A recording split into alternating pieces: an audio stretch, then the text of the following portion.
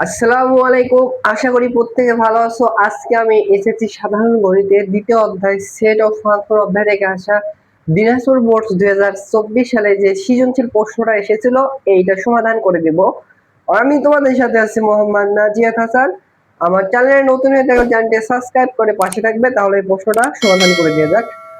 দেখো এই প্রশ্ন হচ্ছে এ বি সি তিনটা হচ্ছে সেট দেওয়া আছে, আর আলাদা প্রশ্নগুলো সমাধান করতে হবে। সো ক নাম্বার প্রশ্ন বলছে এ সেটকে তালিকা পদ্ধতিতে প্রকাশ করতে হবে। সো দেখো উদ্দীপকে এই সেট হচ্ছে গাঠনিক পদ্ধতিতে যেটা দেওয়া আছে এইটা লিখেছি।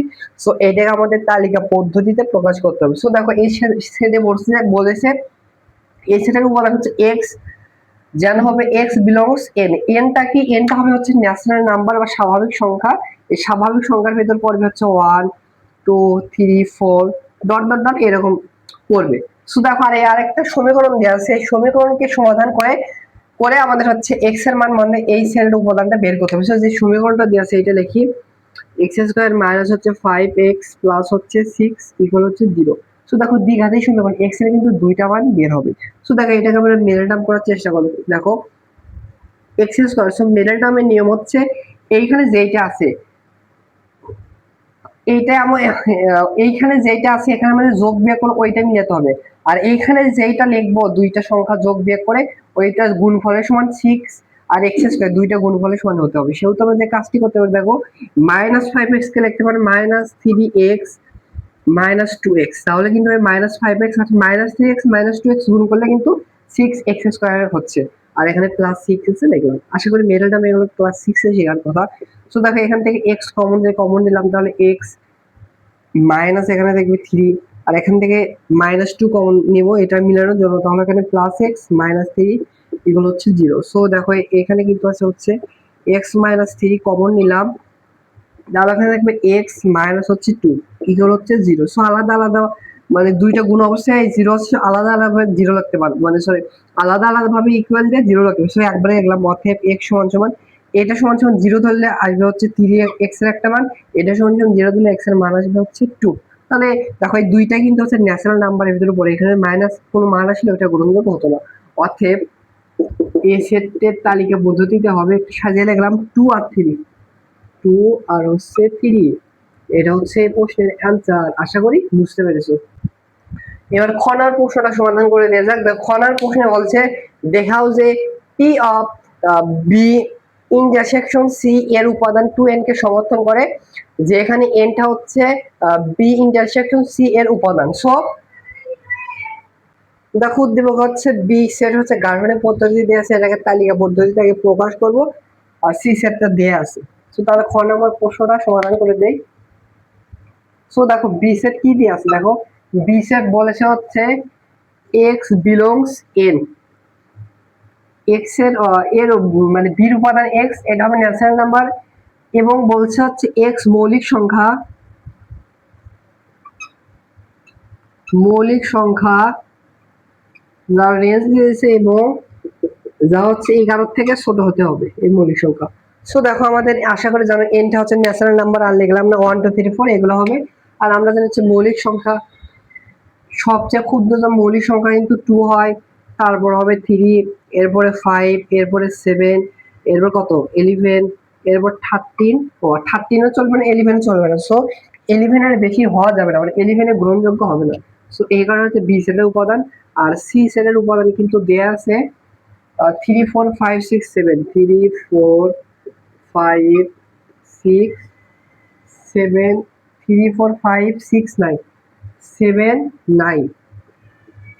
প্রথমে আমাদের বি ইন্টারসেকশন সিটা বের করে, বি ইন্টারসেকশন সি আগে বের করি। সো কমন সেট এটা বি সেটের উপাদান পাইছি 2 3 5 7, ইন্টারসেকশন বা সেট সেট সি, সি হচ্ছে 3 4 5 7 9। সো এই সেট সেট বা ইন্টারসেকশন দ্বারা বোঝা যাচ্ছে যেগুলো দুইটার ভিতরে কমন যায় জাস্ট সেগুলো লিখবো। সো দেখো এখানে 3 আছে, এখানে 3 আছে, সো 3টা কমন যায় 3 লিখলাম। আবার এখানে 5 আছে, এখানে 5 আছে, 5 কমন যায়। আর এখানে 7 আছে, এখানে 7 আছে, 7 যায়। আর কিন্তু কোনো কিছু কমন যায় না। সো বি ইন্টারসেকশন সি এইটা। সো দেখো বি ইন্টারসেকশন সি এর উপাদান বলছে এন, সো এর উপাদান কয়টি বলো তো? এর উপাদান এন যেটা সেটা কয়টা? একটা, দুইটা, তিনটা। এন হচ্ছে 3, এটা লিখি। এখন আমাদের বের করতে বলছে P of B intersection C, অর্থাৎ এই সেটের পাওয়ার সেট বের করে প্রমাণ করতে হবে 2n কে সমর্থন করে কিনা। অতএব এই পাশে এবার লিখি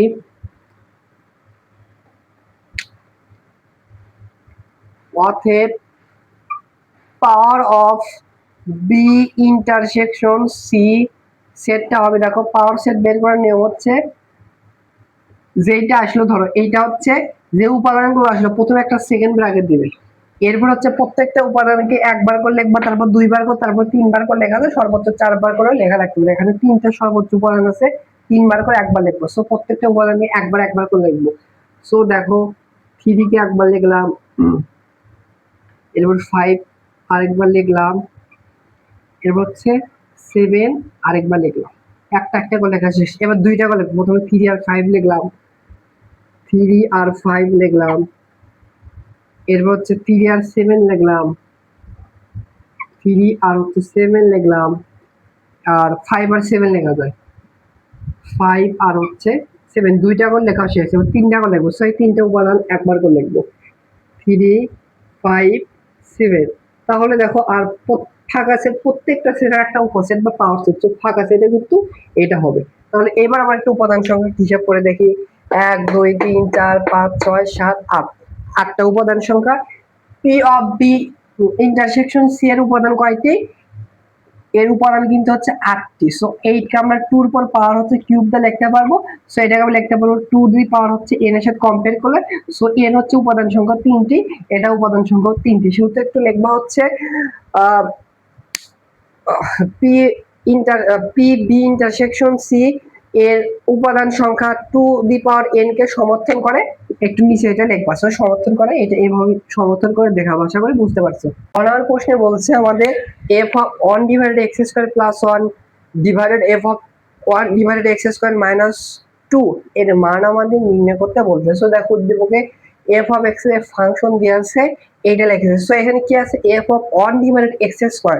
সো আমরা এখানে x এর পরিবর্তে f of 1 divided x square এর মান একটু বের করি। তাহলে দেখো এই ফাংশনে x এর পরিবর্তে 1 ডিভাইডেড x স্কয়ার বসবে, 3 ইনটু x এর পরিবর্তে 1 ডিভাইডেড x স্কয়ার প্লাস হচ্ছে 1, 3 ইনটু এখানে x এর পরিবর্তে বসাবো 1 ডিভাইডেড x স্কয়ার মাইনাস 1, তাই তো?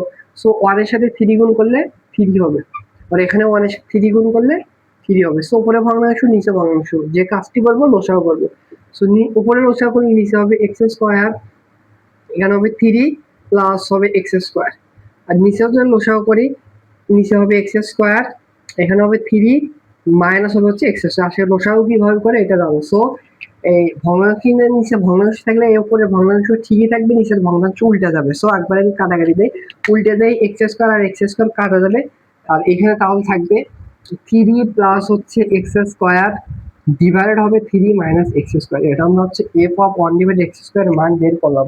অতএব আমাদের বের করতে বলছে f of 1 divided x square plus 1 divided f of 1 divided x square minus 2 এর মান, তাই তো? এখানে বসে দেখো f of 1 divided x square মান কত পেয়েছি? এটা 3 প্লাস হচ্ছে x স্কয়ার ডিভাইডেড হবে হচ্ছে 3 মাইনাস হচ্ছে x স্কয়ার, এখানে প্লাস আছে প্লাস 1 দিলাম, এর মানে কত? 3 plus x square divided 3 minus x square, এখানে -2 আছে, -2 দিলাম। আবার দেখো ভগ্নাংশ আর ভগ্নাংশ, তো যে কাজটি করব আমরা লসাগু করব।